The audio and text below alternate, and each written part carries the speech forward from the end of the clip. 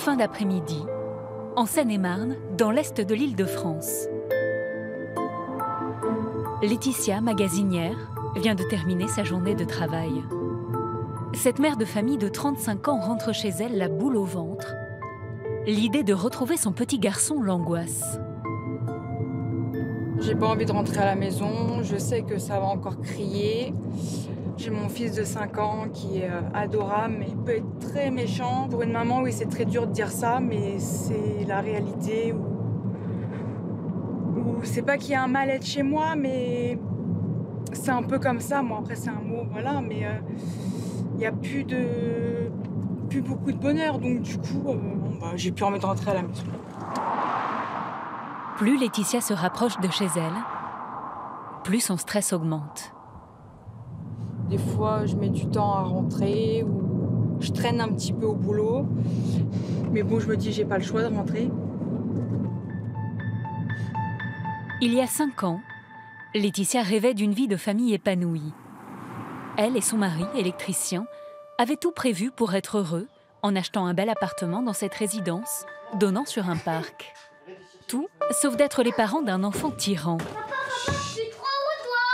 Tu veux que je te casse ta bouche? Qu'est-ce que tu fais? Attends. Non, ça je veux pas. À peine rentrée, Laetitia n'a pas une seconde à elle. Allez, on va aller à la douche. Je fais que je veux, moi. Il casse les têtes. C'est un truc de ouf. Chaque soir, Laetitia et David doivent affronter leur fils de 5 ans. Ça fait pas rien. Et avec lui, chaque geste du quotidien est une épreuve. Tyrone est leur premier et seul enfant. Ils l'ont beaucoup gâté dès le début. Je vais prendre ma douche tout seul. Oh, vas-y. Pas possible. C'est brûlant. C'est froid. Sans mettre de limite assez claire au niveau de l'autorité. Aujourd'hui, ces deux parents sont dépassés. Stop, Je veux manger. là on mange. David et Laetitia tentent de garder le cap, mais ils ne parviennent plus à se faire obéir. Tyrone, je t'ai pas dit de sortir de table. Il va me rendre dingue. Oh! Et tout aussi grave, Tyrone se met à copier le comportement et les mots de ses parents. Va dans ta chambre. Papa, Toi, tu vas y aller dans ta chambre. va dans ta chambre. Va dans ta chambre. Une fois. 2 fois. Attention. Ne laisse pas faire.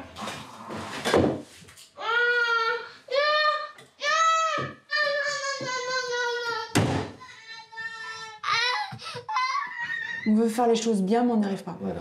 Est-ce qu'on les fait bien? On se demande est-ce qu'on les fait bien? Pourquoi il est comme ça? Qu'est-ce qu'on a fait? Qu'est-ce qu'on a fait pour qu'il soit comme ça? Quand on est street, ça va pas. Quand on n'est pas street, ça ne va pas.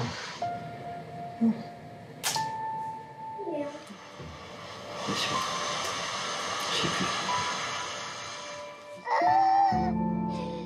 David se voyait en papa complice. La désillusion est difficile à encaisser pour lui.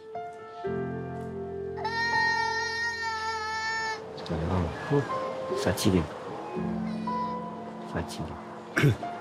Si je devais décrire ce que je ressens, c'est comme un fil, vraiment à la limite du craquage. Les nerfs, ils vont exploser, quoi. Soit je partirais, soit je pourrais pas me contrôler et ça risque de venir aux mains après. Ce sentiment d'impuissance et d'épuisement, David et Laetitia sont loin d'être les seuls parents à le ressentir. De plus en plus de Français sont touchés par ce phénomène, le burn-out parental.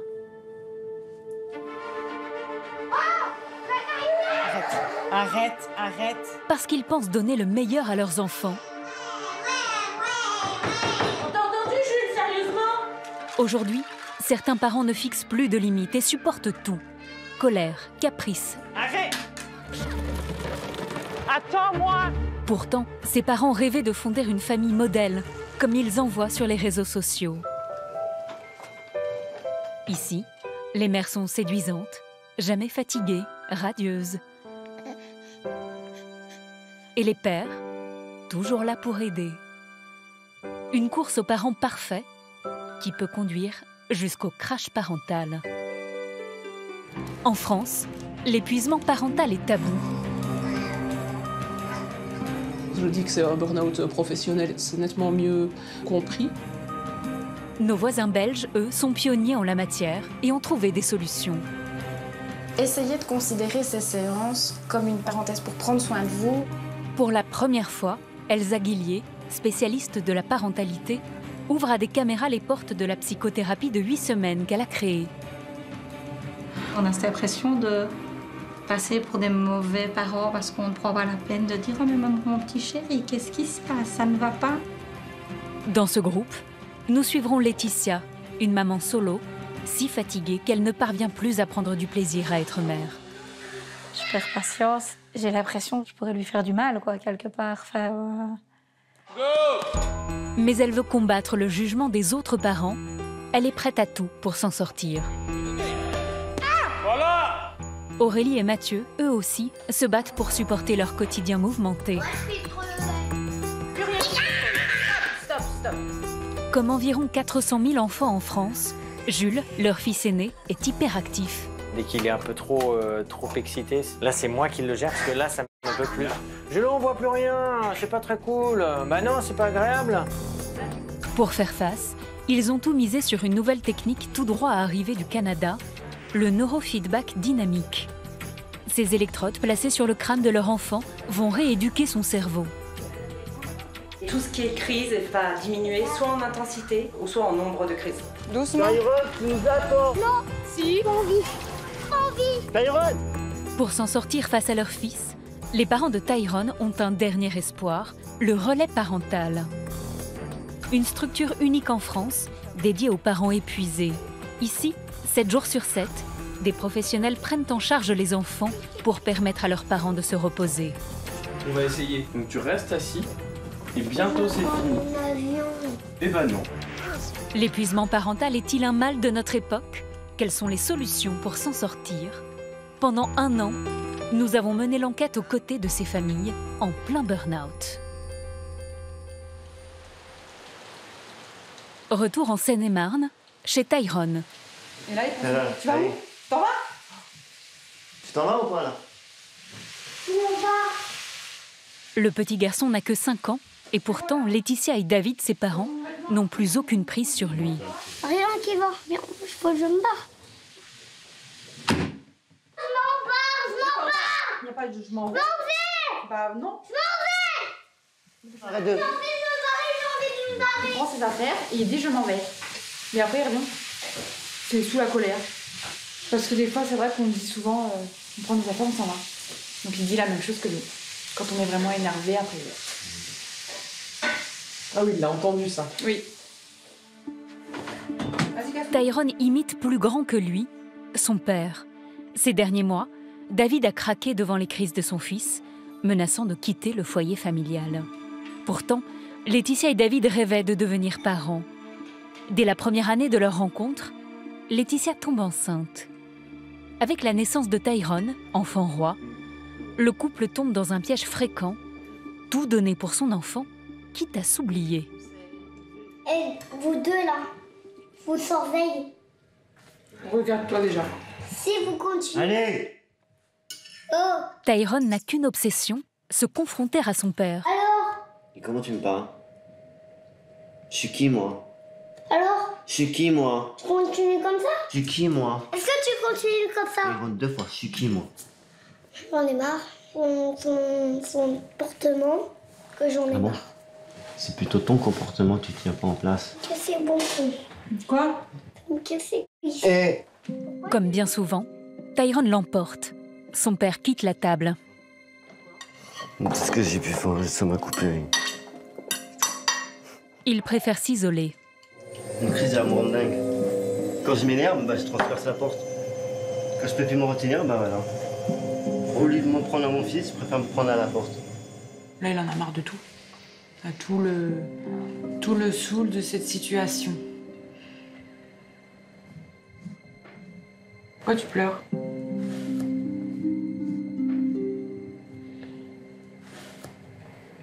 T'es triste?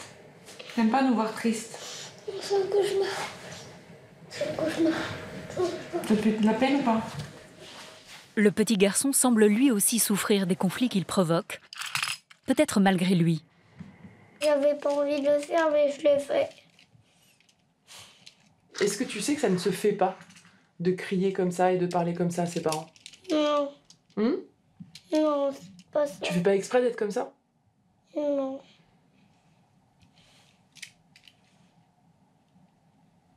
Ça te rend triste?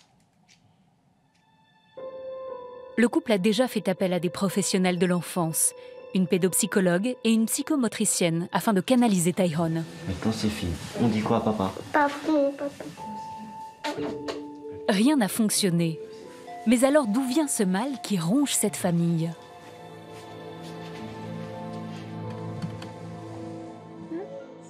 Pour essayer de comprendre, nous avons montré les images des crises de Tyrone à une psychanalyste. Quoi? Non, ça je veux pas. Liliane Holstein est la première thérapeute à s'être intéressée à l'épuisement parental en France. C'est le père qui quitte la table au lieu que ce soit l'enfant. Vous voyez, c'est quand même terrible. Effectivement, il a gagné, mais en même temps, il n'a rien gagné du tout.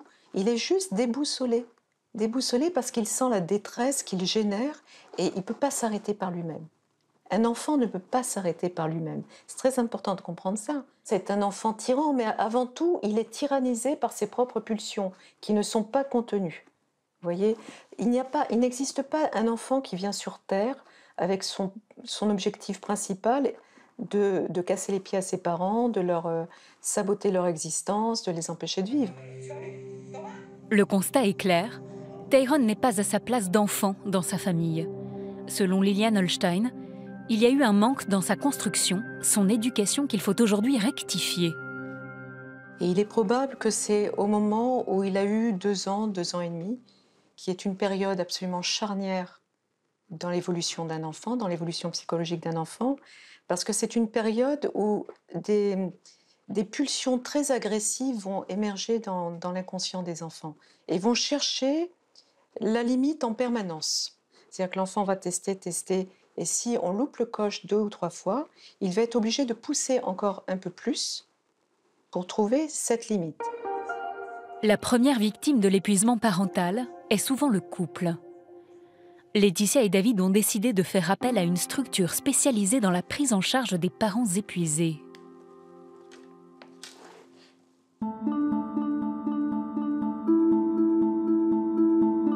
Nos voisins belges, eux, sont des précurseurs. Depuis 2017, les autorités tirent la sonnette d'alarme avec une campagne de prévention nationale. L'épuisement parental est une réalité. Osons en parler. En Belgique, 8% des parents sont touchés, soit 180 000 mères et 60 000 pères. Installez-vous, je vous en prie. Elsa Guillier fait partie des spécialistes de l'université de Louvain à avoir mis en place cette vaste campagne. Depuis, cette psychologue reconnue a fait du burn-out parental son combat. Bonjour. Entrez. Réputée dans toute la Belgique, son cabinet ne désemplit pas. Est-ce qu'il y a déjà eu des moments où physiquement, il y avait taper dans le lit brutalement, de tirer le bras ou des choses comme ça? Il y a un jour où je disais bien où j'avais dit que j'allais faire un accident de voiture, que j'allais me projeter contre un mur, comme ça je serais débarrassée d'eux. Ils étaient avec vous dans la voiture? Oui, ils étaient dans la voiture. Est-ce que vous avez déjà pensé à... C'est vrai que je leur ai déjà dit, si je viens pas à l'école, c'est que je serais partie. Et puis en fait, c'est bête de dire ça, parce que si jamais j'ai 5 minutes de retard, vous imaginez un peu, le cheminement et tout... Ils risquent de stresser à ce moment-là. Alors là, oui. C'est un des symptômes aussi dans les épuisements parentaux. C'est attesté. Ça veut dire l'envie de tout plaquer, l'envie de fuite, en fait, qu'elle soit par des idées suicidaires ou juste l'envie de partir sur une île déserte pendant 6 mois. C'est quelque chose d'assez récurrent. La fatigue, des idées noires, un certain détachement envers ses enfants sont les principaux symptômes de l'épuisement parental. Essayez de favoriser des contextes dans lesquels le timing ne vous presse pas. Par honte, cette mère de famille n'a pas accepté de témoigner à visage découvert. Alors je dis que c'est un burn-out professionnel, etc. Parce que ça, c'est nettement mieux compris. Mais par contre, en avoir marre de ses enfants au point 2, non, ça je crois que... Donc ça, je ne le dis pas, personne ne le sait. C'est très difficile au niveau de la société de pouvoir dire qu'on en a ras-le-bol de ses enfants. Et donc le verbaliser même devant un professionnel, on se rend compte que parfois les gens s'excusent presque. Donc c'est la première chose à faire, c'est de pouvoir les mettre en confiance, leur expliquer qu'on comprend ce qu'ils traversent et que ce qu'ils disent, c'est important de pouvoir le dire et qu'ils ne sont pas seuls non plus à le penser et le dire. À bientôt alors, à dans 15 jours. Elsa s'est spécialisée dans le burn-out parental car elle en a été victime. Maman de 2 petites filles de 6 et 3 ans, Elsa a voulu tout réussir, travail et éducation de ses enfants. Viens me faire un bisou? Jusqu'à finir par être submergée. Je le coupe et puis vous pouvez partager. T'en veux un petit morceau? Ce sont mes enfants, donc si j'ai fait un épuisement parental, forcément c'est en lien avec les enfants que vous voyez là. Maintenant, c'est pas elle le problème ça a été ma manière de considérer ma position de parent à ce moment-là. Elsa s'en est sortie grâce à une thérapie. Elle est redevenue une mère épanouie, mais son aînée se souvient encore de sa maman au bout du rouleau. Elle a été très fatiguée, elle criait. Papa, il partait au foot et maman, elle était comme ça. Attends. Elle était comme ça et elle disait non, on ne part pas, nous ne part pas. Papa qui partait au foot et donc papa, il savait pas que cette maladie-là, elle existait. Donc... Ça va mieux aujourd'hui ou pas? Oui, maintenant. Des personnes très fatiguées. Grâce à maman, ils vont mieux. Quand ils y vont, et après, quand ils ressortent, ils sont plus fatigués. Pour aider à son tour les parents en détresse, Elsa est une des premières à avoir créé des groupes de parole. Elle se déplace chaque semaine dans de petites villes où il n'y a pas de soutien psychologique pour les parents en difficulté. Alors, Aurélie, je dis bonjour. Pour la première fois, une caméra est acceptée en immersion dès le premier jour de la thérapie.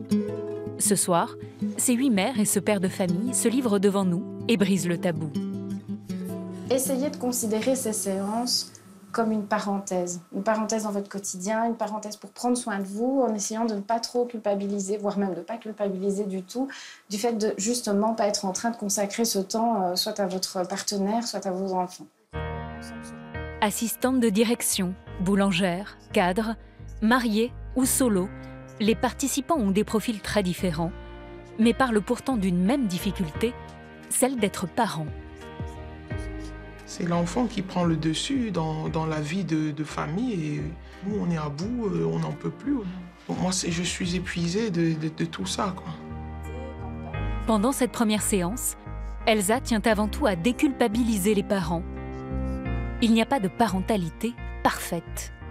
Alors ici, on change les couches de son bébé avec joie et bonne humeur et avec un pantalon blanc. Au travers de toutes ces images, les images des pubs, celles-ci, mais d'autres aussi, il y a en fait 2 illusions. La première, c'est que c'est facile d'être parent. La deuxième, c'est qu'il existe des parents parfaits.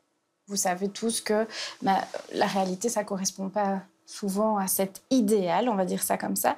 Et c'est pour ça que les parents peuvent souvent ressentir de la frustration. Pour casser le mythe, Elsa a prévu un exercice pour que chacun puisse identifier ce qui le frustre dans sa parentalité. Vous allez devoir choisir 2 images. La première doit répondre à la question « Quelles étaient mes représentations de la parentalité ?» La deuxième image que vous allez choisir doit répondre à la question « Comment c'est être parent au quotidien ?» Quelqu'un a envie de montrer ces images? Oui. Le seul père du groupe se lance en premier. En fait, j'ai choisi de mettre Yoda. Je m'attendais à faire preuve beaucoup de sérénité, quoi, dans la parentalité, d'être tout calme et tout. Et en fait, c'est complètement l'inverse. Je m'énerve vite, après, on se rend compte que c'est complètement débile et on culpabilise, mais sur le moment, ça monte, quoi. Une première prise de parole qui donne confiance aux autres. Souvent, on a ce regard qui... si je vais le gronder dans un supermarché, on se fait dévisager parce que... on l'a attrapé par la manche en disant « Maintenant, tu arrêtes de faire caprice. » On a cette impression passer pour des mauvais parents parce qu'on ne prend pas la peine de dire « Oh mais mon petit chéri, qu'est-ce qui se passe? Ça ne va pas ?» La pression sociale et la fatigue ont eu raison de Laetitia. Cette maman de 34 ans, ambulancière, a été diagnostiquée il y a 6 mois. J'idéalisais un petit peu la maternité. Je l'avais tellement désirée que je me disais « Oui, je vais profiter à fond de mon petit bout, je vais faire l'écoute active. » J'avais plein d'idéaux. Et dans la pratique, ça ne se passait pas du tout comme ça. Donc, je suis vite arrivée à me dire « Je ne peux pas revenir en arrière, qu'est-ce que je vais faire ?» C'est un peu cru ce que je vais dire, mais limite, qui retourne d'où il vient parce que j'y arrive pas, quoi. Si les mots sont durs, choquants, c'est parce que le burn-out parental de Laetitia a engendré un symptôme grave, le détachement affectif. La jeune mère n'arrive plus à apprécier les moments partagés avec son fils de 4 ans, Simon.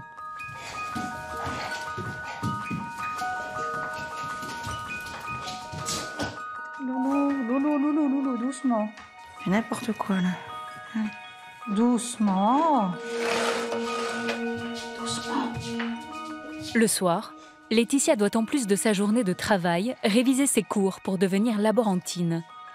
Rivée sur son ordinateur, chaque petit bruit de son fils lui paraît insupportable.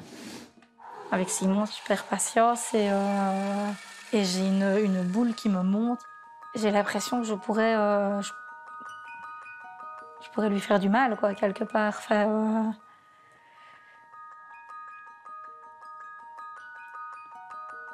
je sais pas. Ouais, c'est un peu difficile parce que voilà, c'est quelque chose que je veux pas. Le détachement affectif peut aller jusqu'à des pulsions de violence vis-à-vis des enfants. Ce schéma, Liliane Holstein le retrouve chez de nombreux patients. C'est un symptôme véritablement du burn-out parental. C'est un des plus caractéristiques. C'est-à-dire que le parent ne supporte même plus de voir l'enfant, de l'entendre parler, de l'entendre bouger, même si l'enfant, à ce moment-là, est calme. Il y a une véritable allergie, à ce moment-là, à l'enfant.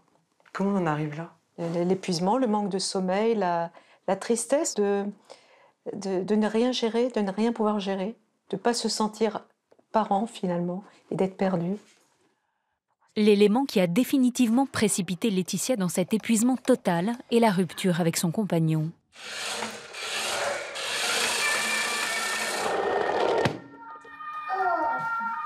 Je cumule 2 boulots. Je cours non-stop, sans sport, sans aller boire un verre avec les copines, sans se faire un resto. Rien du tout. Et puis, il faut rajouter à ça les problèmes juridiques que j'ai eu avec le papa. Je crois qu'à un moment donné, j'ai trop tiré sur la corde. Je le nourris, je l'habille. Il a des jouets pour ouvrir une crèche et pour ne même pas avoir un merci. C'est particulièrement grave. Même si Simon passe un week-end sur 2 chez son père, l'épuisement est tel, ses sacrifices si grands, que Laetitia ne ressent plus de plaisir à être mère. Alors, elle n'a trouvé qu'une seule solution, se mettre en mode pilote automatique. Bon appétit. C'est son dîner, hein? Il mange tout ça. Ouais. Je préfère qu'il mange une tartine avec du poulet que de me fâcher, de m'énerver et de passer un mauvais moment. C'est soit il mange hyper lentement, soit il mange pas, soit il joue avec son assiette, donc à un moment... Il n'a plus d'assiette. Il n'a plus d'assiette. Enfin, voilà, je trouve qu'il manque de rien, honnêtement. Donc des fois, c'est vrai que j'aime... C'est bon, quoi. C'est pas parce qu'il n'a pas eu ses légumes un jour que... Des petits, des repas. Des repas chauds à l'école, oui. Avec ma cantine. Ah, je te laisse tranquille. Avant, Laetitia préparait des plats maison et dînait avec son fils. Je l'entends mâcher jusqu'ici. Moi, ça m'énerve. Des fois, tu dis quoi. Voilà. Ferme la bouche quand tu manges. Aujourd'hui, même les bruits de bouche de Simon la dérangent. Faire une activité avec lui, non, c'est... M'asseoir par terre et jouer aux voitures ou jouer au train, non. C'est quelque chose que j'arrive pas à faire et quand je me force à le faire, j'éprouve aucun plaisir. Parce que ce moment-là, c'est tout ce que j'ai envie, c'est d'être au calme, c'est d'avoir du calme. Une réalité difficile, mais fréquente, que la mère de famille a du mal à accepter. Je lui ai expliqué que le cerveau de maman, c'était comme une casserole qu'on met sur l'eau. Tu sais, quand on fait les pâtes, je lui ai dit. Il me dit, oui, ça fait des grosses boules. Je dis oui. Et après les boules, ben, ça déborde, qui m'a répondu. C'est pas comme ça que je voyais la maternité, en fait. C'était tellement beaucoup plus joyeux, beaucoup plus détendu, du plaisir, des moments de partage. Et je me rends compte qu'en fait, ben,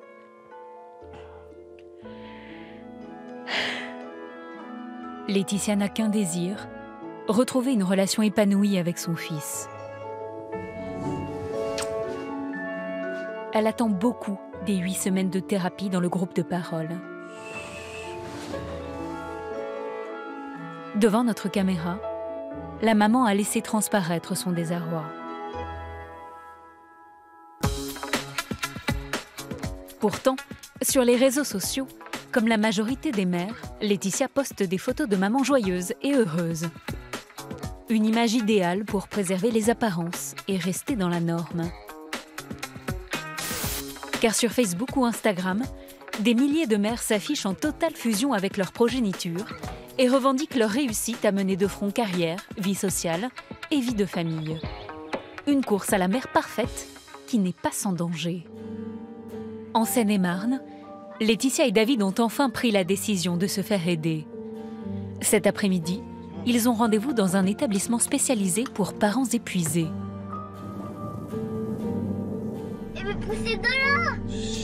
Pour le moment, le couple n'a pas osé en parler à Tyrone. Les parents craignent sa réaction. Là, on va arriver dans un endroit où tu pourras jouer avec des enfants, avec des adultes.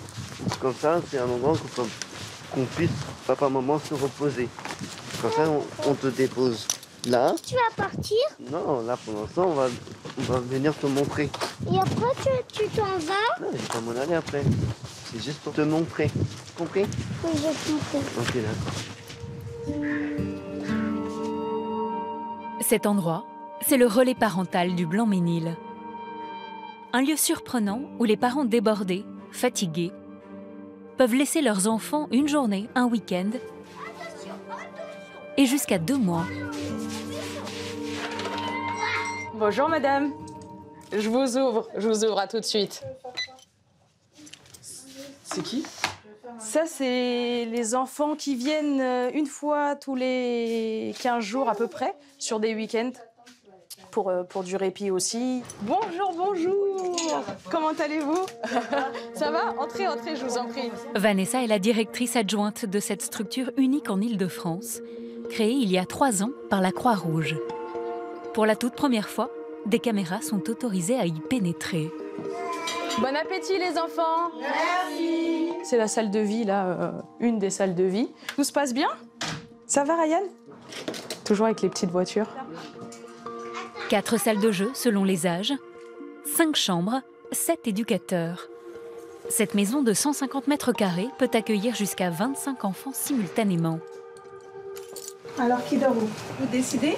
1, 2, 3, pierre, feuille, ciseaux. Yes. Non. Bah ça y est. Pour 3 € en moyenne par jour, les enfants sont pris en charge et vivent ici le temps que leurs parents remontent la pente. Mais pour David et Laetitia, ce rendez-vous est une épreuve. Ils n'ont encore jamais fait appel à une nounou et encore moins à un centre spécialisé pour garder Tyrone. Les sensations de la maman, ça fait bizarre. Ça fait bizarre. Est-ce que je vais me sentir à l'aise dans l'établissement pour mon fils? Est-ce que les personnes, ça va passer ou pas? C'est un stress en moi. Bonjour jeune homme. Bonjour. Je m'appelle Vanessa. Ah d'accord. Et toi? Moi, Tyrone. Bienvenue. Ah bah tu connais la route? Evan, tu nous attends s'il te plaît. Tu nous montres la voie? Fais-moi ta veste. Du haut de ses 5 ans, Tyrone commence à comprendre le principe du lieu. Et le petit garçon montre des signes de stress. Enchanté, monsieur Tyrone Restier. Toi, tu sais pas si t'es enchanté? Non. D'accord, on va essayer de voir ensemble. Karima, la directrice du relais, a rejoint Vanessa. C'est elle qui supervise toujours les premiers rendez-vous. Elle tient à tout expliquer en présence de l'enfant.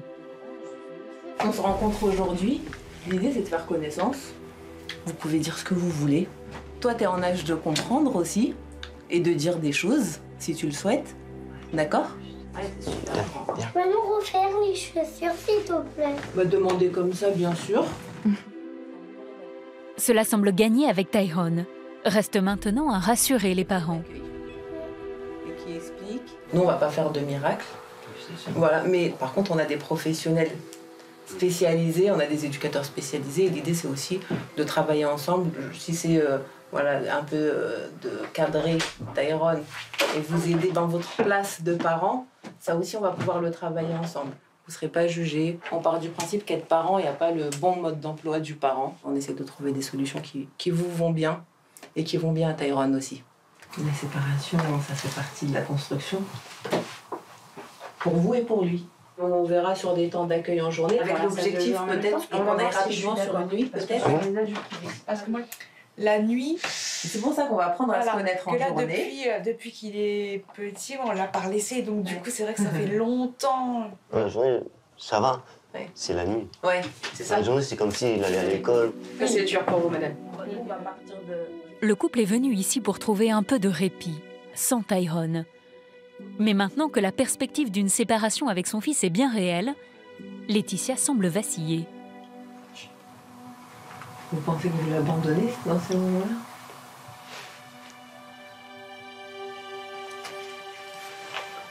Pourquoi tu pleures? Je pleure pas. Non, c'est plus un... Mais c'est pas grave de pleurer. Récent, c'est tout nouveau pour moi. Je suis une maman, quoi.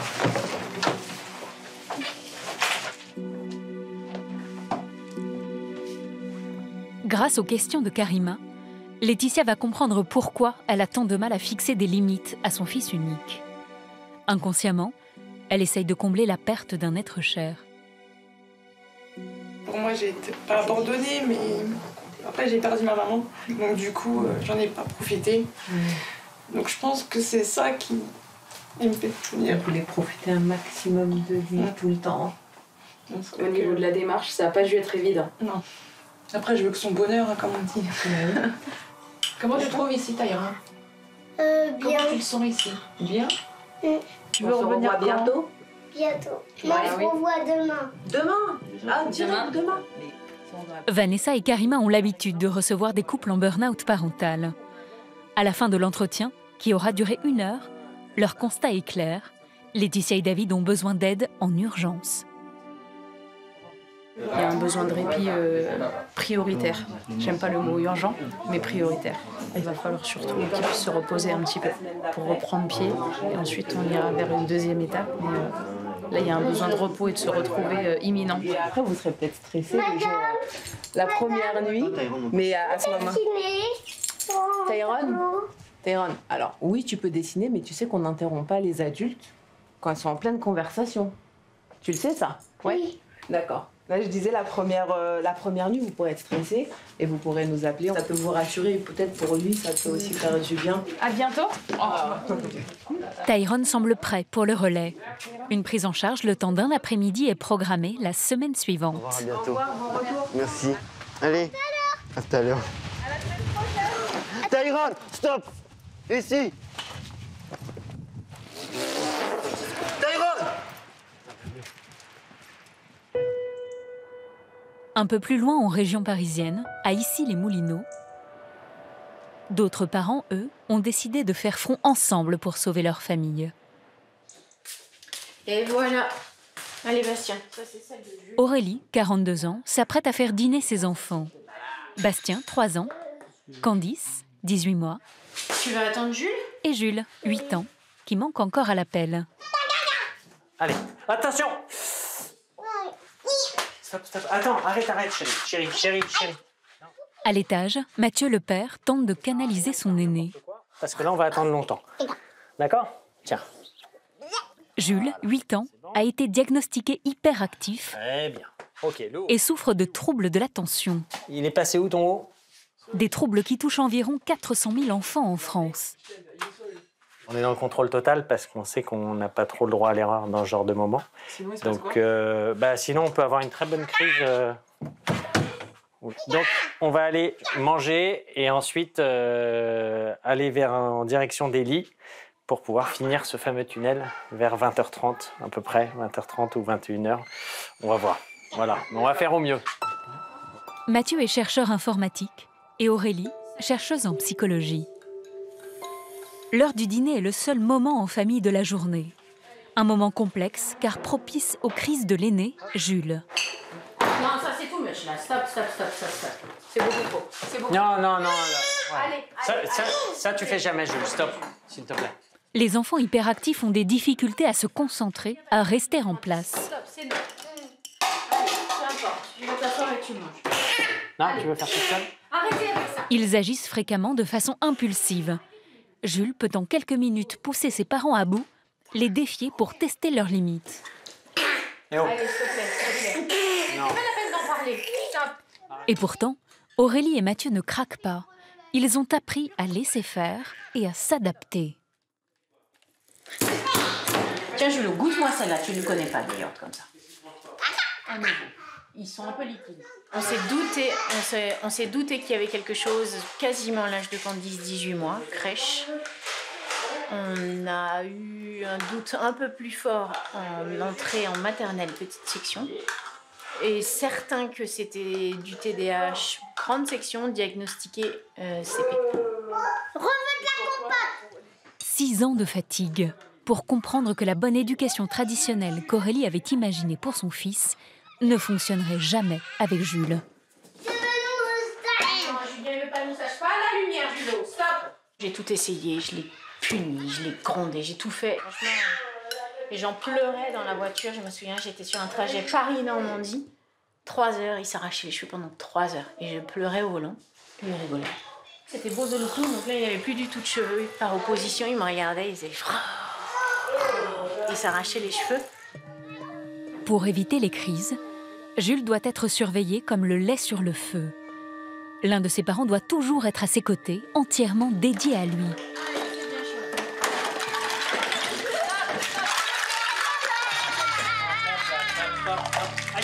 Un rapport de totale exclusivité difficile à porter, surtout le soir, juste avant le coucher. Là, j'ai envie de partir. J'ai vraiment envie de partir, d'aller fumer une cigarette, boire un verre, d'aller voir mes copines, d'aller partir.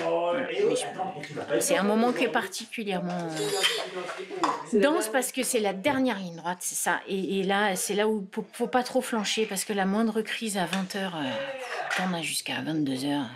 Donc là, c'est maintenant, il faut tout donner. Bon, Jules. Là, Là, je suis très stressée. Enfin, je suis tendue. Non, je suis tendue, je suis sur le fil, là. C'est quoi le fil? Le fil, ça veut dire si tu contrôles tout. J'ai un peu les dos tendus. Tu contrôles. Là, par exemple, ce que je fais, ça me fait peur parce que je parle alors que je laisse Jules être libre. Alors que si je drive sa concentration, lui donnant des tâches, fais-moi une pizza ou fais un dessin ou fais quelque chose, ça permet de le rester focus. Jules, s'il te plaît, viens m'aider. Jules, je ne le ferai pas toute seule. Je ferai pas quelque chose que tu aimes. Viens m'aider. J'ai envie de passer 100 minutes avec vous. Attends, parce que là, je lutte. Allô. Comme on fait d'habitude. N'écoute pas, Au mois de septembre dernier, Aurélie, épuisée, a dû s'arrêter 1 mois sur ordre de son médecin. Depuis, ce n'est plus elle qui couche l'aîné. Elle n'y arrive plus. Bon, on se répartit les moments après, ça dépend aussi de son état. Dès qu'il est un peu trop excité, quand il passe encore le grade au-dessus. Ouais, mais là, on voit plus rien, chouchou. Là, c'est moi qui le gère, parce que là, ça un peu plus. Je ne vois plus rien, c'est pas très cool. Bah non, c'est pas agréable. Allez, là, tu vois. Allez, frotte tes dents avec le moteur. Allez, on y va, là. On accélère un peu. Face à son fils, Mathieu n'a pas toujours été aussi calme. Ce serait pas très cool. Ni la caisse, et voilà. Bah voilà. Tiens, je te donne Totoro, déjà. Totoro. Voilà. Alors que Jules avait 3 ans, lui aussi a craqué. Il a fait sa valise. Il a claqué la porte du domicile familial. Juste avant son mariage avec Aurélie. On a annulé notre mariage, qui a été du coup reporté, et parce que justement, moi en tout cas, j'étais pas dans un état psychologique possible de ça, parce qu'on était poussé vraiment fortement à bout. T'as eu envie de partir? Ouais, parce que ça serait une solution facile. C'est-à-dire que voilà, il y a un enfant qui en gros est très difficile à gérer au quotidien, tous les jours. Et c'est sûr que la solution de facilité, c'est de partir. T'es parti quelque temps, t'as été suivi par un psy pendant 2 ans. Oui, t'as aussi cheminé là-dedans. Hein. Oui. Ce que tu dis, t'as pas mis... Oui. Pas revenu au bout de 2 jours en disant « Allez, c'est bon ». C'est seulement après plusieurs mois de séparation, une thérapie de couple, qu'Aurélie et Mathieu décident ensemble de faire face à leur fils. Si on veut reconquérir finalement notre fils en termes de relationnel, il va falloir trouver des méthodes pour que ça se passe bien quand même. Mathieu et Aurélie vont devoir réapprendre à vivre avec leur aîné. Pour certains parents, le mal est tel qu'il anéantit le lien affectif avec leur enfant.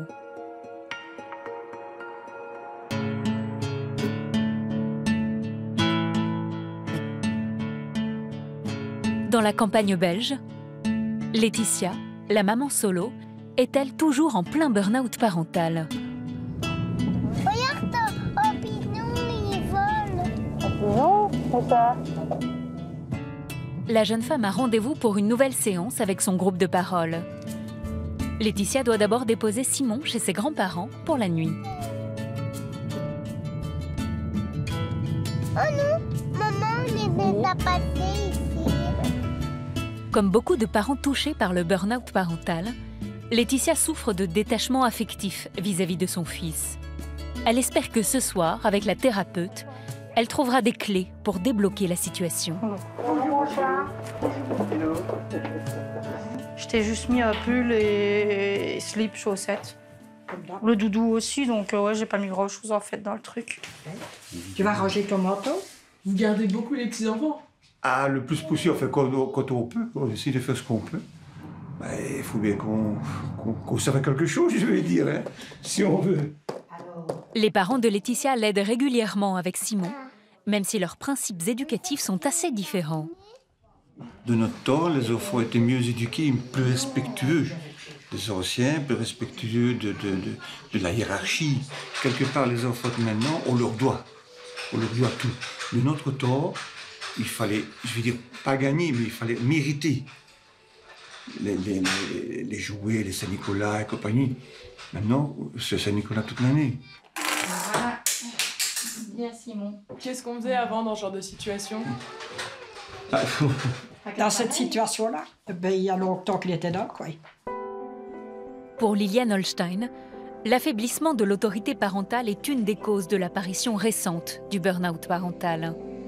Un phénomène qui n'existait pas dans les générations précédentes. Jusque dans les années 50, 60 et début 70, d'abord les parents avaient leur place de parents et les enfants avaient leur place d'enfants. Maintenant, tout est mixé, c'est-à-dire que les parents se sentent amoindris, n'ont pas ce charisme puissant qui fait du bien aux enfants. Hein, le charisme, c'est-à-dire gentillesse, tendresse, mais quand un parent parle, voilà, il parle. La parole des parents était fondamentale. C'est-à-dire personne ne discutait la parole des parents. C'est très important parce que maintenant, ce qui provoque beaucoup le burn-out parental, c'est que les parents doutent de leur capacité parentale. Ils ont l'impression qu'ils sont fragiles, ils n'ont pas confiance en eux.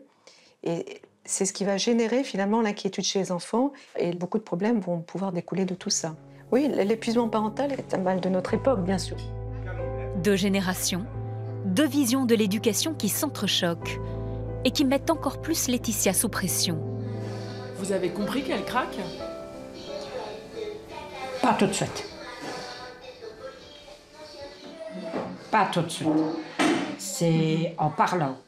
Au début, je me suis pas sentie comprise par ma maman parce que déjà quand j'ai craqué, on pleurait, etc., elle m'a remballée en me disant si tu Si tu continues à crier, je raccroche. J'ai l'impression d'avoir pris une baffe, quoi, de me dire mais tu peux pas me répondre ça. J'avais besoin à la limite qu'elle prenne sa voiture et qu'elle vienne boire un café avec moi et qu'elle me dise ça va aller.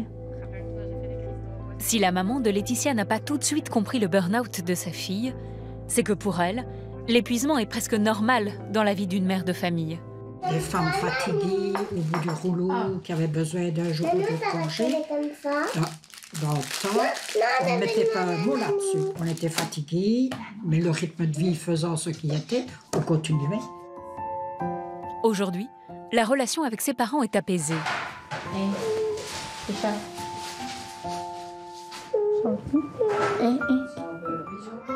Ils acceptent son burn-out parental. Mais Laetitia, elle, a encore du mal à oublier certaines paroles prononcées par sa mère.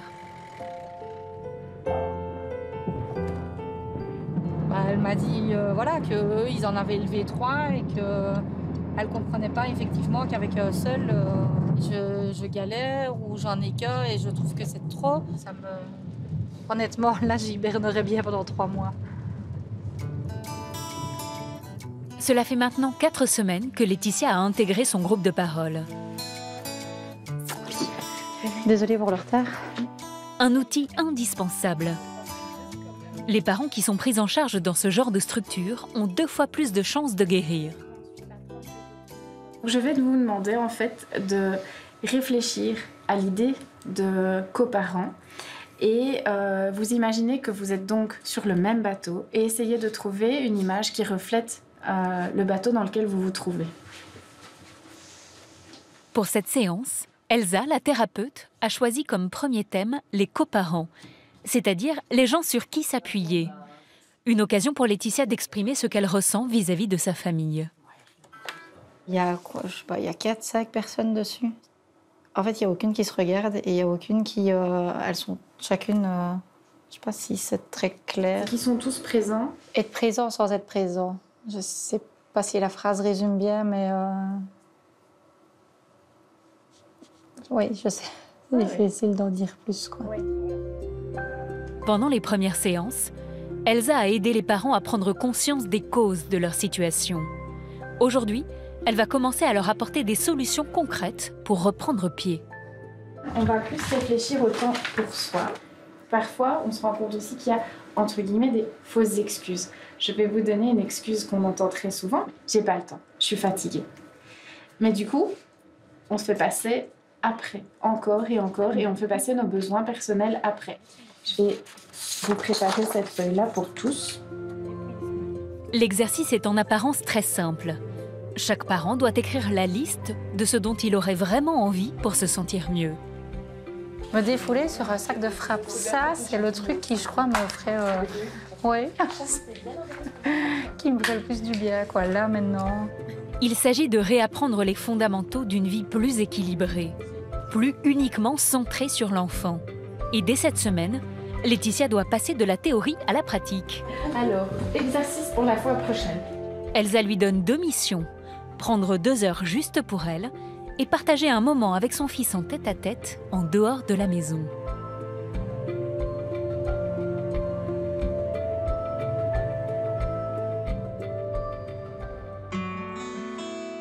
En région parisienne, au relais parental, c'est le jour de l'adaptation de Tyrone. Pour la première fois, Laetitia et David vont laisser leur fils pour souffler. Appel en cours.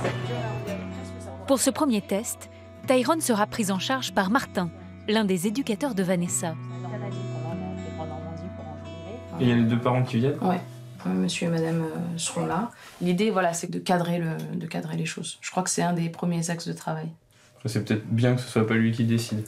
Exactement. Martin, il sera là un peu le garant, le garde-fou et aussi le fil rouge. Il va falloir travailler vraiment avec la famille pour que les parents ils se sentent aussi moins isolés et voilà, peut-être aussi eux les orienter à trouver des pistes de travail. Des solutions pour que parents et enfants retrouvent un équilibre. C'est la mission du relais. Bonjour, bonjour. Dès l'arrivée de Tyrone, Martin découvre un petit garçon qui teste sans cesse les limites. Tyrone, attends. Parce que moi, je te connais pas encore. Arrête de faire n'importe quoi. Arrête de faire n'importe quoi. Lève-toi, tout de suite. La stratégie de Martin pour reprendre la main, se positionner comme une figure d'autorité bienveillante. Viens voir, je voudrais te parler 2 secondes. Je voudrais te parler. Viens voir. Est-ce que tu aimes bien cette chaise-là? Oui. Tu préfères t'asseoir où, là-dessus? Oui, là-dessus. Elle est pas mal, hein? Qu'est-ce que t'en dis? Elle est bien. Ce qu'on peut faire, je pense, ce qui serait bien, c'est que tu ailles voir un peu les copains et qu'on puisse discuter un peu tous les 3 avec tes parents. Aïe. Tout à l'heure. Pour la première fois, Tyrone semble calme et obéissant. Là. C'est là. Attends, viens, je te montre. C'est moi qui ouvre les portes pour l'instant. D'accord? Regarde. Il y a les enfants qui font la sieste là. T'as envie de te reposer? L'effet de la séparation avec ses parents est immédiat. À tout à l'heure, Tyrone. Tyrone redevient un petit garçon normal. Je suis fatiguée. Mes parents écrivent tout le temps. Je suis fatiguée, j'en ai marre. T'en as marre de quoi? L'appartement, c'est toujours la même. J'en ai marre. Du coup, t'es content d'être là? Oui, je suis contente. Mais là, j'ai fait un peu de sieste. Cette première étape est très importante pour les éducateurs. Que l'enfant s'adapte rapidement à son nouvel environnement. C'est un succès complet pour Tyrone, à la grande surprise de ses parents. Je suis revenue sans votre fils, du coup. Contre toute attente, il a demandé à pouvoir faire un temps calme et une sieste aussi avec les autres enfants. C'est rare qu'il fasse une sieste, quoi. C'est bizarre. Ça fait trop bizarre. Je sais pas s'il s'endormira, mais en tout cas, c'était une volonté peut-être de se poser avec les autres enfants aussi. Pour la première fois depuis quasiment 5 ans, le couple se retrouve seul, sans son enfant, pendant plusieurs heures. Mais Tyrone prend tellement de place dans la famille que Laetitia et David ne savent plus vraiment exister sans lui. Plutôt que de profiter de ce moment pour aller au restaurant en amoureux, ils vont passer l'après-midi dans leur voiture.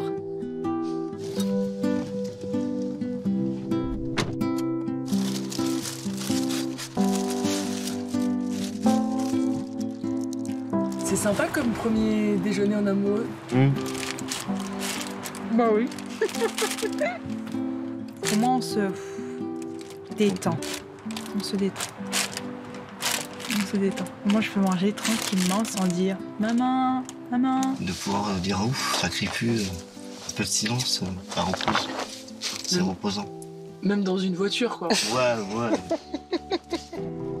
Au relais, Martin, l'éducateur, veut tout de suite remettre Tyrone à sa place d'enfant. C'est Julie qui anime l'atelier et il faudra bien écouter tout ce qu'elle dit, d'accord?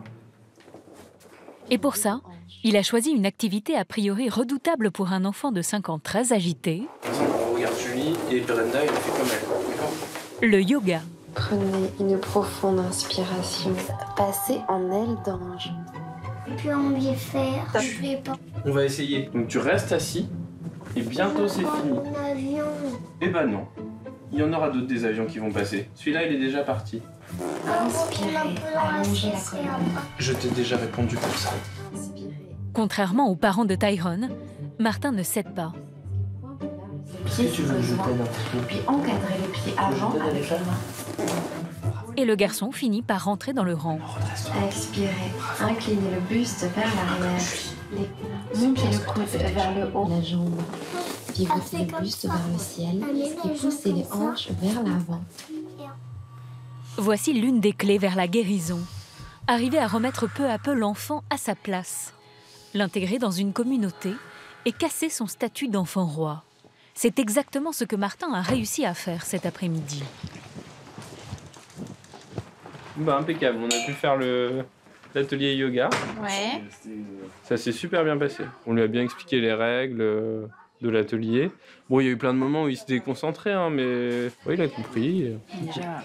Vous dites pas que parce que ça se passe bien ici, c'est que vous faites pas bien votre boulot. Hein. C'est pas du tout ça. C'est pas du tout le même cadre d'être chez soi avec ses parents et ici dans un collectif. En quelques heures seulement, Tyrone a progressé. Grâce au recadrage de Martin, mais aussi parce qu'il s'épanouit au contact de ses petits camarades. Dès qu'il y a d'autres enfants, il peut rester calme. C'est vrai qu'il est très content d'être avec d'autres enfants. Hein. Le souci, c'est qu'il est tout seul. Donc nous, on est des adultes, lui, c'est un enfant, on fait pas la même chose que lui. Donc du coup, je pense que c'est pour ça qu'il nous fait ressentir que il s'ennuie, je pense.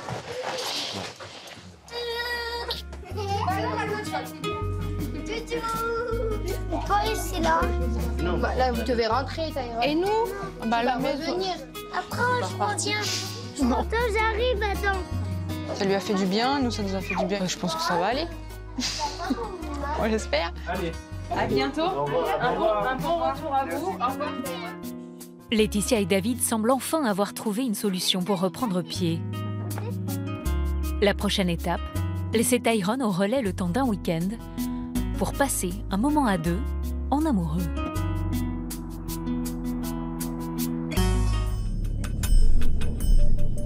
À quelques kilomètres de là, en banlieue parisienne, au relais parental.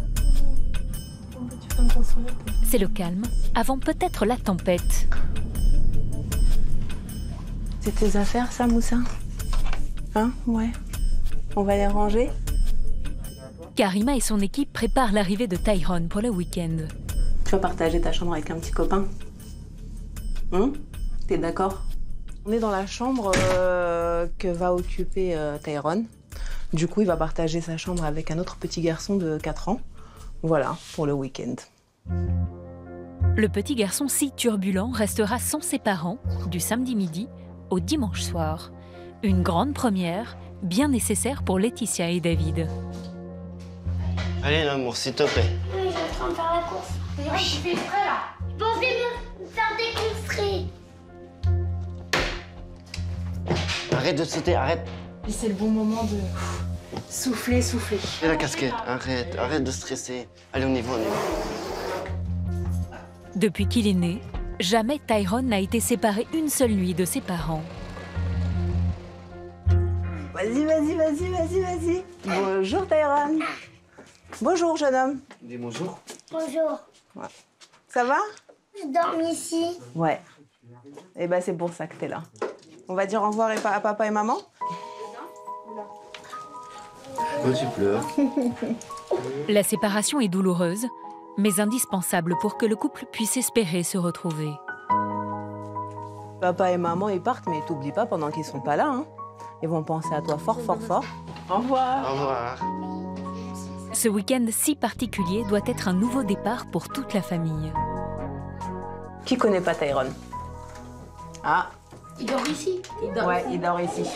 Qui dort ici? J'aime trop ces Au relais, Tyron va lui intégrer de nouvelles règles de vie. En communauté. Ça va faire bizarre. Comment ça? De quoi tu vas faire bizarre? De dormir loin de la maison? Oui. Ah bon? Ça va faire bizarre. Mais tu vas voir, il y a plein de camarades, il y a plein de copains, ça va bien se passer. Ah non? Moi, je veux pas prendre des yaourts. Après, David et Laetitia, eux, pendant 2 jours, doivent se retrouver et reprendre des forces. Cette fois, hors de question de rester à attendre dans leur voiture. Bonjour. Ils ont réservé une nuit dans un hôtel spa. Mais à 20 km seulement du relais parental, au cas où. Un hôtel comme ça, on n'a pas l'habitude. Près d'un tiers des couples se séparent suite à un burn-out parental. Si Laetitia et David ne veulent pas s'ajouter aux statistiques, ils savent que ces instants-là sont précieux.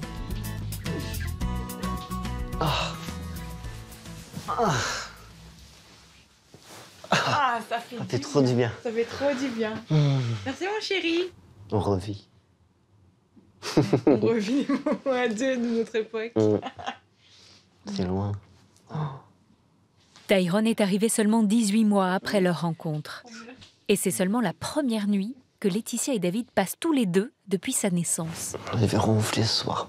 Ah non. Enfin. Le couple a beaucoup de temps à rattraper. Vous êtes bien installé, monsieur? Je laisse passer les bras là du corps, pour bien dégager les trapèzes.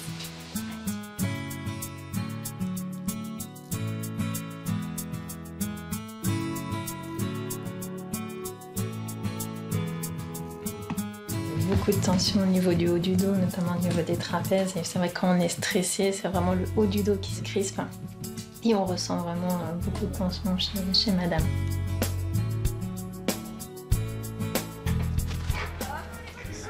Au même moment, au relais parental. Après, je fais avec les deux mains. Croisé, décroisé. Après, je fais comme ça. De son côté, Tyrone lui aussi passe du bon temps. Et comme la majorité des enfants, il est beaucoup plus facile à vivre quand ses parents ne sont pas là. On m'amuse bien. Est-ce que c'est mieux qu'à la maison? Oui, c'est mieux qu'à la maison. Je vous souhaite un excellent repas. Merci. Je vous en prie. Loin de Tyrone, David et Laetitia arrivent enfin à prendre du recul sur leur vie de famille. Et même te retrouver à deux, à une table. C'est clair. Le matin qu'on se laisse, la première pensée c'est lui. Le soir qu'on se couche, la dernière pensée c'est lui, quoi. C'est consacré qu'à lui, quoi. On s'est consacré qu'à lui, voilà, notre premier. Voilà pourquoi on a pensé à lui avant nous. Mais on va repartir sur une bonne base, à 3. David et Laetitia semblent sûrs d'eux. Ils veulent dorénavant se ménager des moments sans leur fils. Mais un appel inattendu va les faire vaciller. Appel visio. C'est relais. Bonsoir. Allô? Bonsoir. Tu peux venir? Venir où? Viens, s'il te plaît. Pourquoi? Pour me faire un câlin et un bisou. Ah, mais je te ferai demain, câlin. S'il te plaît. Je suis fatiguée ici. Oui. J'ai plus envie d'y aller. Ne pleure pas. Il va très bien. Est-ce que tu peux venir, s'il te plaît? Tyrone, je sais que tu veux parler à maman, mais tu vas pas lui dire de venir tout de suite. D'accord, maman, elle t'a laissé ici, elle t'a dit qu'elle passe demain. Tyrone se sent bien au relais. Pourtant, il ne peut s'empêcher de faire culpabiliser ses parents. Demain, mon cœur, je viens te chercher. Il va très très bien. Il a joué avec les autres et on vient de quitter la table. En usant de chantage affectif, inconsciemment, il veut se remettre au centre de l'attention de ses parents. S'il te plaît. Je ne me sens pas bien ici. J'ai peur que quelqu'un m'embête. Mais non, personne t'embêtera. T'inquiète pas. Je ne me sens pas bien ici. Calme-toi, Dodo. Je fais juste un dodo, on vient demain. C'est vite fait.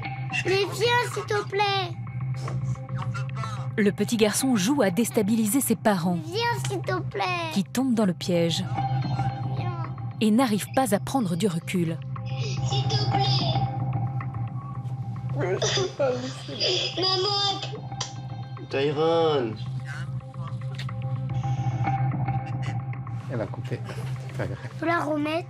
Non, elle a coupé. Ce qui vient de se passer, c'est typique d'un enfant qui sait en fait les points faibles de ses parents en fait. Là, il a un ascendant psychologique. Du coup, dès qu'il a ses parents en visuel ou en contact direct, il sait où les toucher en fait. Dès que le téléphone a sonné, il s'est mis à larmoyer tout de suite en disant s'il te plaît, c'est typique. Là, vous avez vu, il s'est tué d'un seul coup parce que voilà, il a joué sa partition et c'est fini. Submergés par l'émotion et la culpabilité, David et Laetitia sont incapables de faire cette analyse.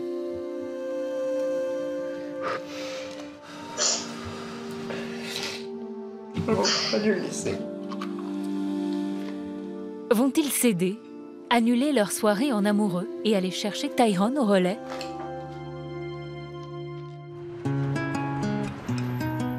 Si David et Laetitia sont sur le point de craquer, en Belgique, une maman, elle, est bien décidée à tenir bon. Tu fais quoi là? Laetitia, la maman de Simon, suit à la lettre le programme de sa thérapeute.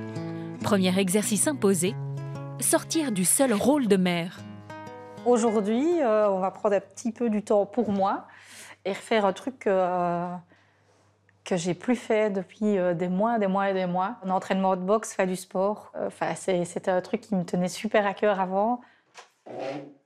Laetitia est très motivée. Elle a même osé demander à son voisin de garder son fils. Attends, viens. Dis, maman, qu'est-ce qu'elle va faire, maman? Elle t'a expliqué? Elle va à la boxe? Mais regarde, il y a Jana. Tu connais Jana quand même? Dans le cas de troubles psychologiques et dans le burn-out parental en particulier, La pratique du sport est une des solutions que préconisent les médecins. Enchanté, Fabrice. Laetitia, enchantée. Cela donne au malade un regain d'énergie dans sa vie quotidienne et une meilleure estime de soi. Comme quand tu t'énerves avec ton fils. Va, allez, allez, énerve-toi. C'est comme ça que tu t'énerves. Allez, va chercher. Énerve-toi. Go.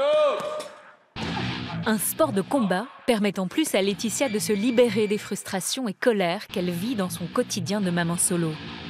J'essaie de ressortir toute la rage qu'elle a en elle, qu'elle relâche tout, qu'elle lâche, qu'elle s'exprime. Il faut qu'elle s'exprime. Je vais l'entendre crier. Bon, retourne rien. Dernier coup, plus fort qu'on crie. Le dernier coup. Laetitia a enfin décidé d'arrêter d'encaisser les coups sur le ring comme dans la vie. Hey, voilà. Ça fait du bien, quoi. Ouais. C'est mieux qu'un massage. Un massage, c'est bien 20 minutes, une demi-heure. Après, c'est pas aussi bon au niveau mental. Laetitia s'est inscrite à un cours de boxe hebdomadaire pendant 6 mois afin que les effets du sport soient bénéfiques à long terme. Souffle. Ok, respire. Voilà. Une semaine plus tard, c'est la dernière séance du groupe de parole. La thématique de la séance, ça va être de faire le bilan, en fait, de où vous en êtes. Comme la majorité des parents présents, Laetitia se sent beaucoup mieux qu'au début de la thérapie, il y a 2 mois. Ma mère qui me dit, mais oui, je suis fière de toi, du chemin que tu as parcouru, sur quelques mois, tu as changé, de l'entendre, c'est...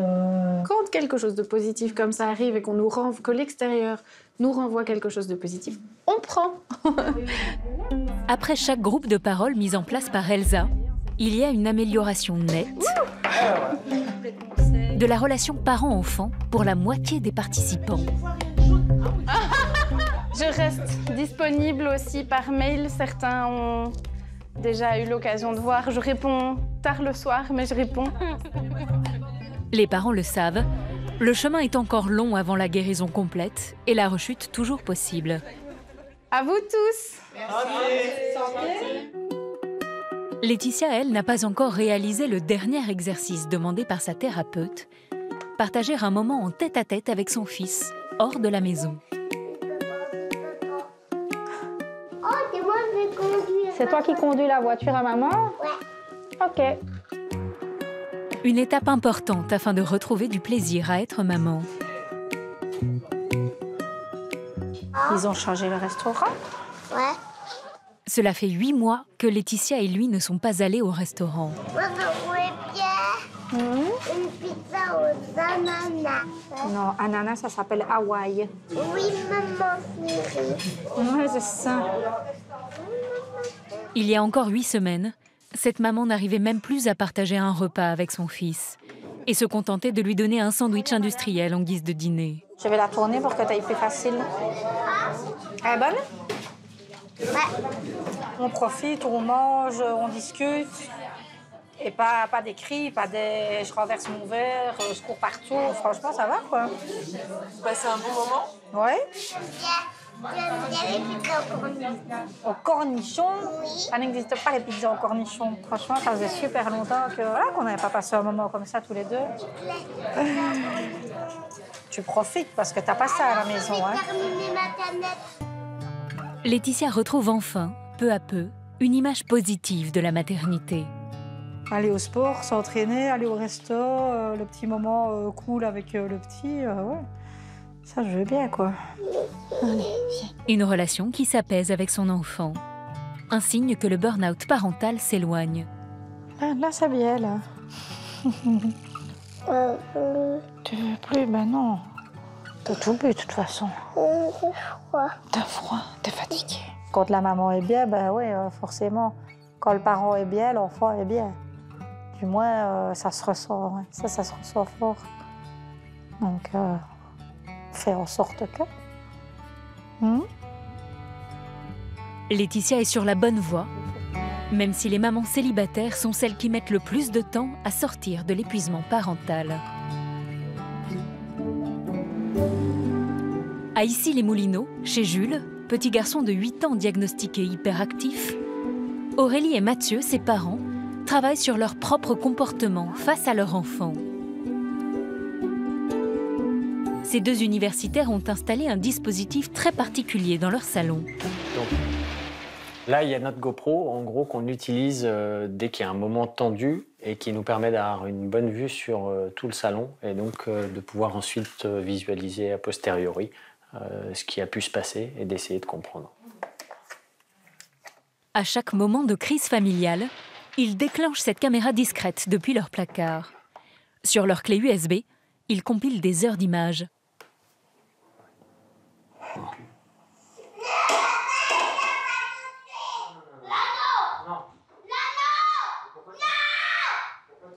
Là, c'est vraiment de l'opposition. C'est-à-dire que quoi qu'on lui dise, en fait, il va trouver une raison qui fait qu'il y a un truc qui ne lui plaît pas. Une manière de prendre du recul sur les crises de Jules et surtout sur leurs propres réactions.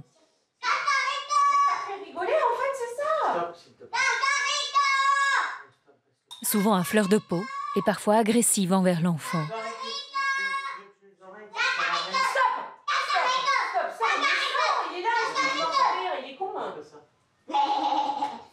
Ça rend triste, ça me rend triste. Il dit qu'elle vit. Ça permet vraiment de comprendre les erreurs qu'on a pu faire justement par rapport à l'attitude de Jules vis-à-vis de nous et aussi par rapport au côté pro, voilà, et vis-à-vis de nous deux. Beaucoup parce qu'il y a des exemples où on s'est vu nous deux interagir pas gentiment l'un envers l'autre. Dans ces moments-là. Moi surtout, par exemple, où Mathieu me disait tu m'as mal parlé, ou je me rends même pas compte en fait.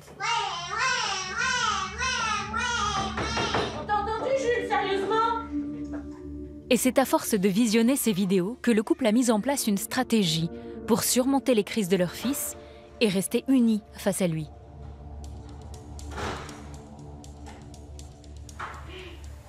Là, on coupe. Voilà. Tu me dis arrête. Oui, c'est ce que je te dis, là, on coupe. On voit Mathieu me faire ça.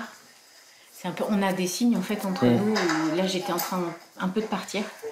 Et il me montre qu'il faut que j'arrête. Et c'est vrai que ça nous aide aussi, où on passe des regards, on fait des signes et on sent que... Donc on sort de la situation. On a pris le parti de faire avec et de composer au mieux, en essayant justement de tout mettre en place le mieux possible pour atténuer ces situations-là. Mais c'est vrai que on essaye justement de limiter l'amplitude, on va dire, de ces crises-là, pour essayer de limiter aussi l'amplitude du fait qu'on le déteste dans ces moments-là, clairement. Donc, Trouver des solutions pour relever la tête, mais aussi aider leur enfant à s'apaiser. C'est la priorité pour Aurélie et Mathieu. Peut-être par déformation professionnelle, ces parents universitaires sont sans cesse en quête de nouvelles solutions. Après des séances chez un pédopsie, une psychomotricienne, Jules va depuis peu chez un tout nouveau spécialiste. Maintenant, tu sais que ça sonne fort. Hop. Vas-y, Jules. La méthode n'est pas encore reconnue en France et vient tout droit du Canada. Bonjour. Hop, tu attends là. Bonjour. Bonjour. Je suis.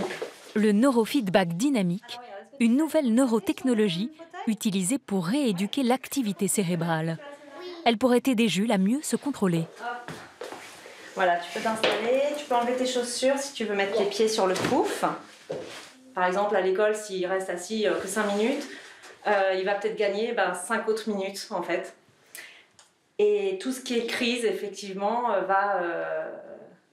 va diminuer soit en intensité, ou soit en nombre de crises. Donc là, je lui pose des petits capteurs qui vont donc effectivement capter l'électricité qui passe dans son cerveau.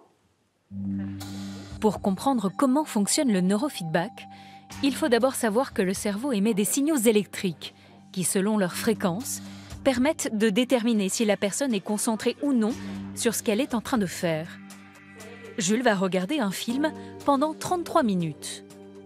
À chaque fois qu'il va perdre l'attention, c'est-à-dire penser à autre chose, une barre apparaît en haut et à droite de l'écran. Et le son se coupe instantanément.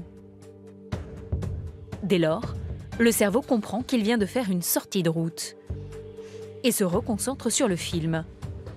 Une gymnastique cérébrale qui semble porter ses fruits.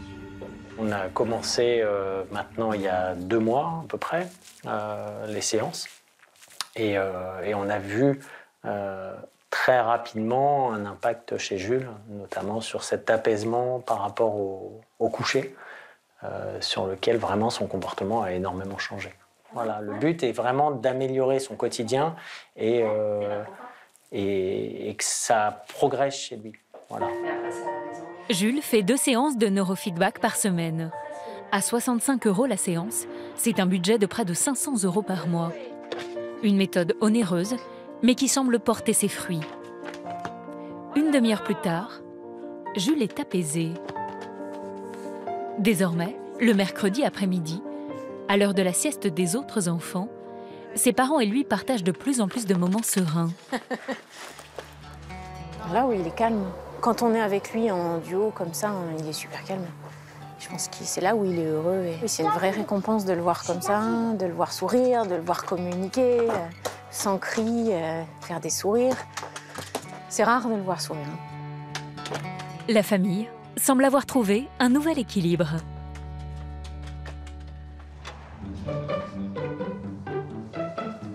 En banlieue parisienne, au relais parental, le coup de téléphone déchirant de la veille est bien loin. En à peine 24 heures, Tyrone a trouvé sa place. Ah, c'est une coccinelle. Le petit tyran qui terrorisait ses parents s'est transformé ici en un enfant respectueux des autres. Prêt? Oui. 1, bonjour, bon. Allez, poussez les jambes. Poussez les jambes ensemble. Tiens. Je peux manger? Oui, tu peux manger. Ses parents n'ont pas cédé hier soir. Ils ne sont pas venus le chercher et sont restés dans leur hôtel. J'ai dormi avec Moussa. On a joué ensemble cette nuit. Tout qui me plaît. Tout. Bonjour. Vous allez bien? Oui.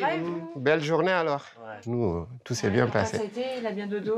Très bien. Moi, je vous ai senti mal hier soir. Oui. Le temps que je vous parle, vous avez coupé le téléphone et je voulais justement vous rassurer en fait. Pas d'inquiétude. C'est juste que vous devez changer votre relation avec lui en fait. On est trop fusionnels. Vous êtes trop fusionnel et il le comprend en fait. Et du coup, il sait qu'à chaque fois qu'il va vous piquer quelque part, vous allez réagir tout de suite. La solution, c'est, voilà, vous allez vous accorder des week-ends en lui disant, écoute, tu vas aller au relais, on va aller en week-end. Ça se passe bien. Il va pleurer, que ça ne vous touche pas. Tous les enfants pleurent. Il n'y a pas un enfant de ce monde qui ne pleure pas. D'accord? Vous croyez que vous allez poursuivre l'expérience? Ouais. Oui. Ouais, oui. Pourquoi? Pour au moins l'aider à avancer, déjà une. Et pour nous, on apprend à être parents avec le relais, l'expérience qu'on vient de passer. C'est une bonne expérience et ça, comme on dit, être parent, hein, ça s'apprend. David et Laetitia ont compris le message. Depuis notre tournage, ils laissent Tyrone un week-end par mois au relais. Bonjour. Ça, c'est ma chambre. Pour passer du temps à 2. T'as été? Oui. T'as fait un gros dodo et tout? Oui. C'était nickel. Pour être enfin heureux à 3, ils apprennent aussi à ne pas tout céder à leur fils.